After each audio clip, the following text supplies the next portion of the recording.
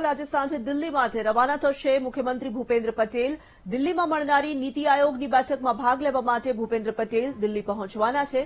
આજે સાંજે દિલ્હીમાં મળનારી દેશના તમામ મુખ્યમંત્રીઓની બેઠકમાં તેઓ ભાગ લેશે। નીતિ આયોગની ગવર્નિંગ કાઉન્સિલની 9મી બેઠક આવતીકાલે દિલ્હી ખાતે મળશે।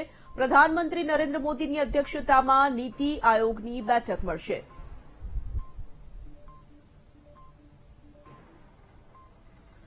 સંવાદદાતા મેહુલ જોડાઈ ચૂક્યા છે ફોનલાઈન પર। મેહુલ, નીતિ આયોગની બેઠક આવતીકાલે દિલ્હી ખાતે મળવાની છે અને તેમાં ભાગ લેવા માટે મુખ્યમંત્રી આજે દિલ્હી જવા રવાના થશે તેવી જાણકારી મળી રહી છે। બિલકુલ થી તુરંત વાત કરવામાં આવે તો મુખ્યમંત્રી ભૂપેન્દ્ર પટેલ દિલ્હી જઈ રહ્યા છે। દિલ્હી ખાતે જે એક બેઠક છે નીતિ આયોગની તેની અંદર તેઓ સહભાગી થવાના છે।